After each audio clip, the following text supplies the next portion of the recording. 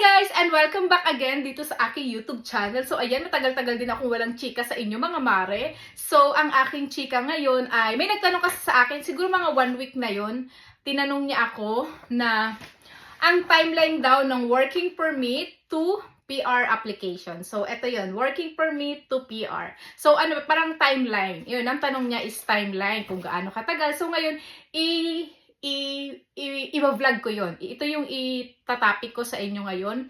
Kasi alam ko may mga nagtatanong pa dyan. Minsan hindi ko kayo nare-replyan, lalo na dito sa YouTube. Kaya kung gusto nyong manood ng ibang mga update, kasi mas nag-update ako ngayon sa Facebook. So, ilalagay ko dito yung aking Facebook page. Ay no, hindi siya page. Basta nagre-reels ako sa mga ganon, yung mga ganap-ganap namin dito. Tapos meron din akong TikTok, ayan, pwede din kayo doong manood. At kasi may mga tanong din doon na minsan sinasagot ko dito sa reels ko, ganyan. So ito, ang aking isi-share is yung working permit timeline to PR application.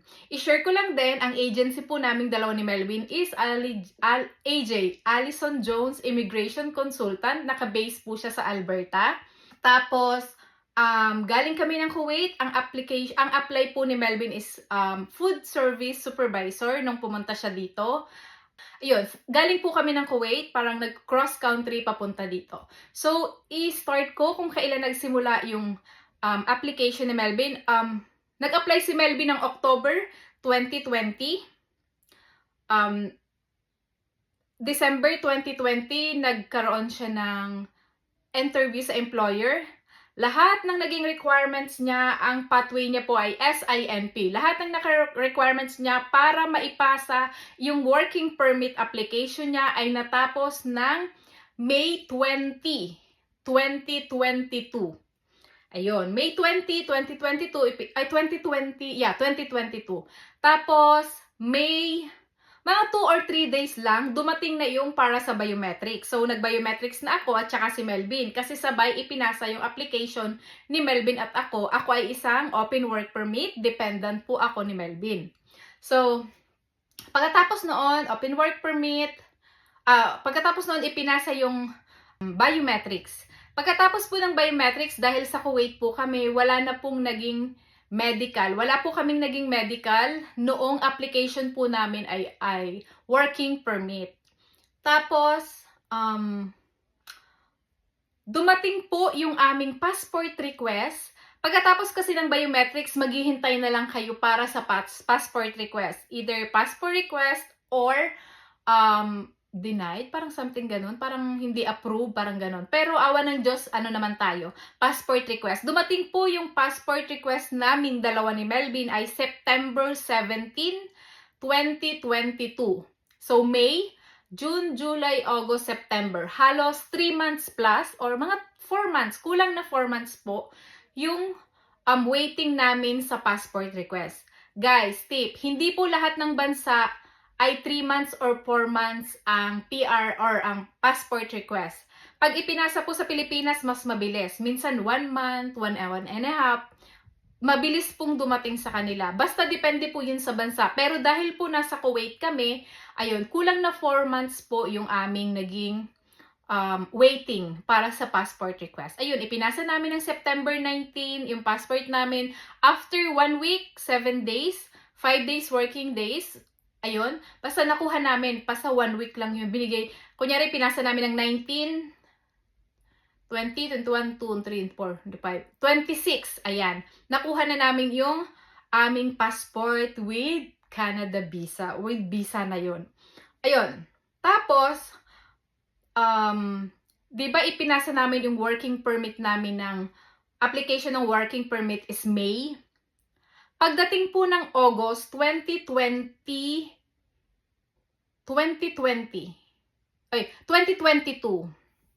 pagdating po ng August 2022, ipinasa na din po yung para sa PR application.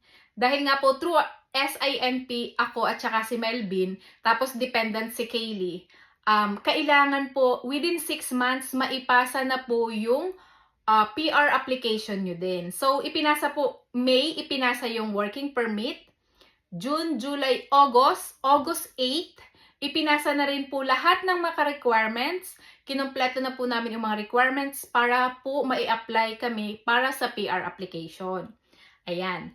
Pagdating po ng November, pagkatapos po ng PR application, wala na po kami naging update nung nasa Kuwait pa kami. Pagdating po ng November 7, umalis na po kami ng Kuwait. 2022, umalis na po kami ng Kuwait papunta dito sa Regina, Saskatchewan. Dito po kami nagland. Tapos, December po, 2022, dumating naman po ang medical request. Medical ko, medical ni Kaylee, at medical ni Melvin. So, kaming tatlo, kailangan naming magpa-medical. 2022 yung December. Tapos, January, February, March, April, May, June.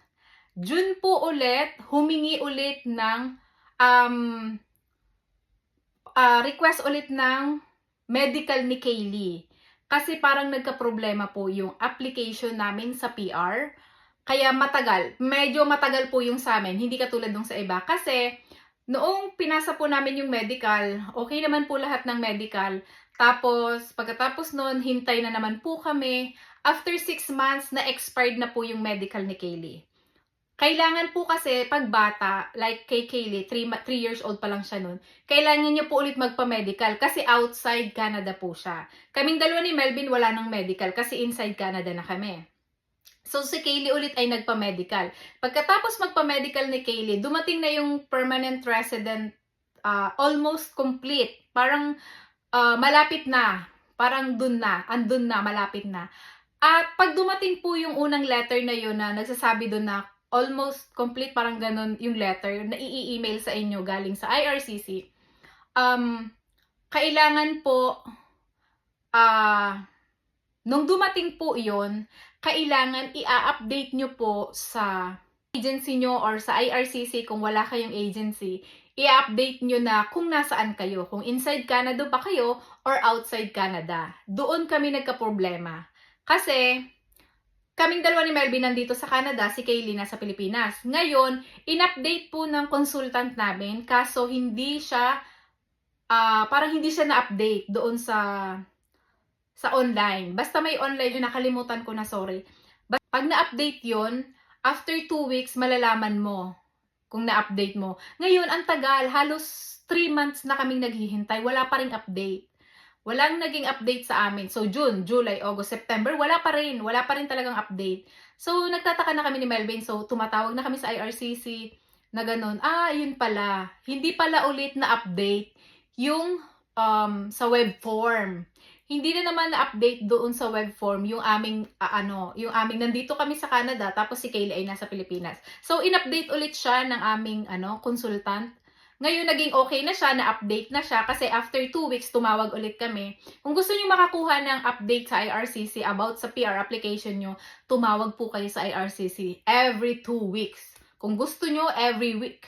Pero wag naman po yung kapapasa lang ng application nyo ay tatawag na kayo. Mga 3 months naman na nakapasa yung PR application nyo, saka kayo mangulit. Parang ganun. Parang, basta yun, isa yun sa nakatulong sa amin na tumatawag sa IRCC nung medyo matagal na para nakikita ninyo kung ano yung update doon sa PR application. Tapos, ayun na, September, October, yun, dumating na yung October, dumating na yung Portal 1. Tapos, Portal 1, October, November, December,